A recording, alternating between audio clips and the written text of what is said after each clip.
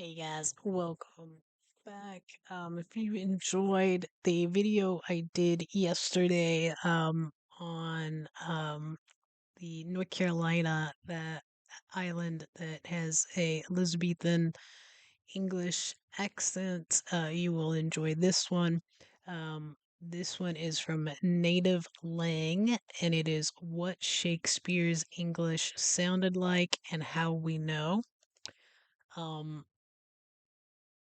I will link this video in the description along with a link to my Patreon where you can help support the channel, as well as how you can become a member here on YouTube and support the channel. And with that said, let's go ahead and get this started. I'm super interested in this. Shakespeare didn't sound like this. And he didn't sound like this either. But if you were back in 1610 and you snagged a couple front row tickets to the Globe, what kind of English would you hear?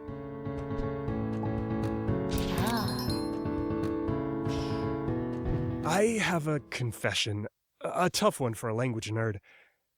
Here goes. I never really got into Shakespeare. I remember the theater geeks, the girl with one hand raised, head turned, chanting lines to whom exactly? Maybe a poetry-loving squirrel. Nah, wasn't for me. I was into Legos and languages, which is how I ended up unintentionally parsing Homer in Greek before I had to face Shakespeare. Yes, had to. A class assignment. I think it was The Tempest.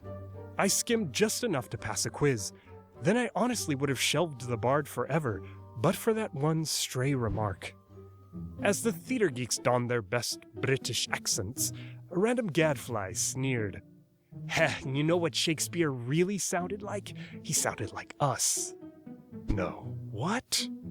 Had I missed something about Shakespeare? Something that took linguistic detective work to solve?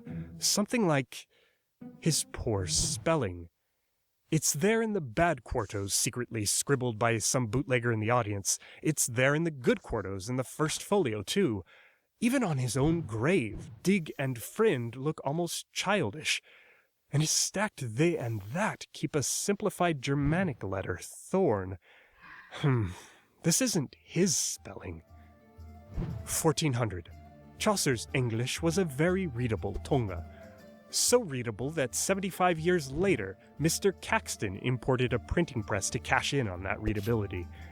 But one day, a merchant came to town and ordered eggs. A woman said, "Sorry, I speak no French." The merchant got mad. He wasn't speaking French, he just wanted some eggs. Someone jumped in to help. "Oh, he means airn." Caxton griped. "Lo, what should a man in these days no rate? Eggs or airn?" Unleash the spelling debates. How to spell knicht when it was evolving into night? Should correction have a C? And why, oh why, did Chaucer's vowels fall apart so fast? By 1600, the ongoing great vowel shift was turning E into I, A became E, and O was oo. Welcome to early modern English, Shakespeare's tongue. Good friend, for Jesus' sake forbear to dig the dust and close it ere. Not here, ere.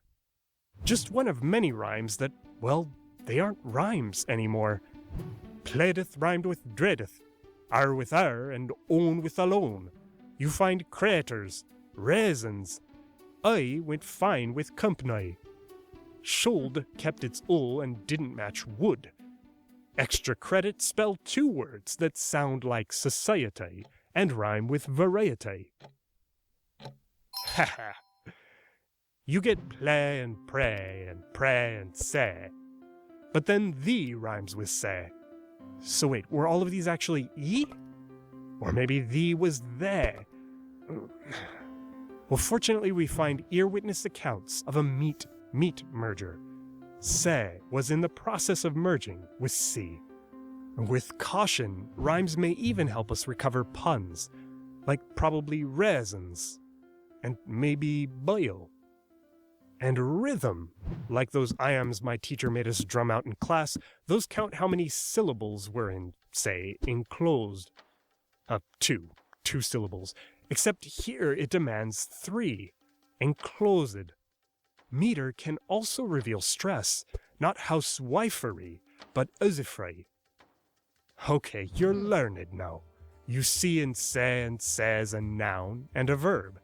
It's no longer strange for you to hear, I know the reason, lad, I. And you can stomach the news that Shakespeare's name may have been Shakespeare or Shakespeare. In 1889, Alexander Ellis added one more piece of evidence: modern dialects. Dialects contain traces of a time before English had a proper accent.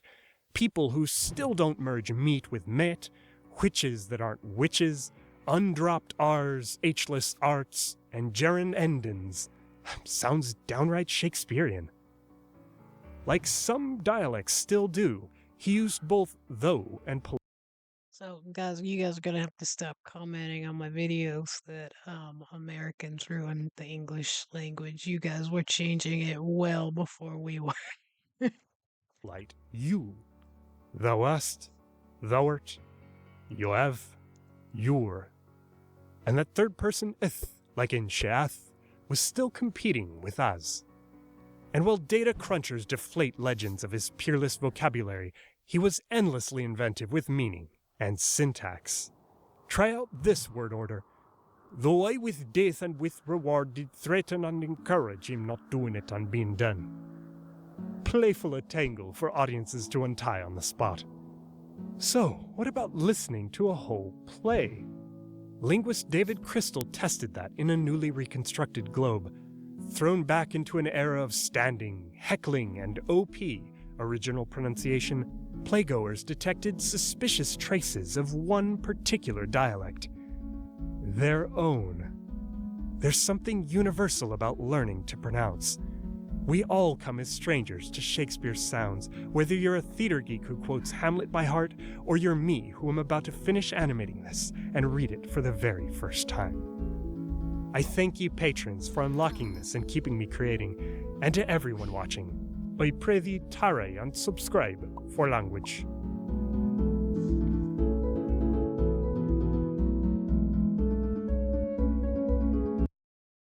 That's interesting. Um, I mean, I say what I said playfully. I think there's just people gonna complain about anything. Um, when they could just click somewhere else. I'm guilty of it myself, but um, language is always going to evolve and change. I know in watching just the different English accent videos that we've watched here on the channel.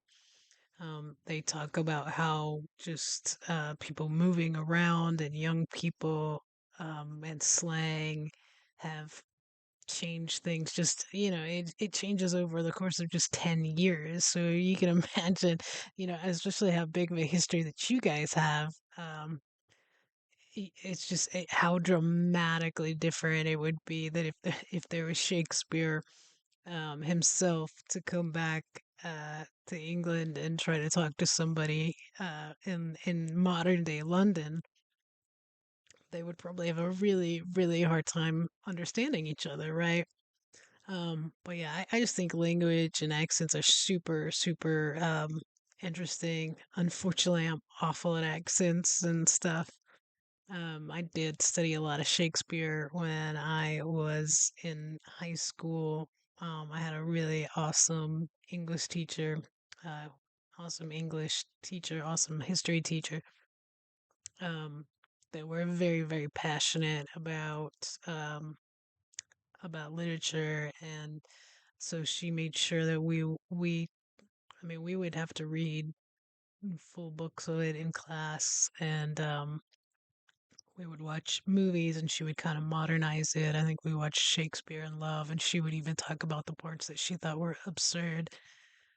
Um, she always used the word bizarre a lot. Uh, but she was awesome, and she would get very emotional over it and took it very seriously. And her love for Edgar Allan Poe Um, I think it's fantastic. One of the reasons I still love Edgar Allan Poe and can point stuff out of his very quickly, and sometimes in my head I'll be thinking of something, and it usually comes back to him because she talked about him so much when I mean, this was 25 years ago, and it's still something that's in my head. Shout out to Miss Bailey. Um, but yeah, I just thought this was really cool. Hopefully you guys enjoyed it. If you did, hit the like button. Um, subscribe if you have not already. Comment. Let me know if this was a video that you enjoyed, and um, if you'd like to see more of it, or if you don't. I'm sure you will anyway. But yeah, guys, I hope you did enjoy it, and I hope that you have an awesome, awesome day.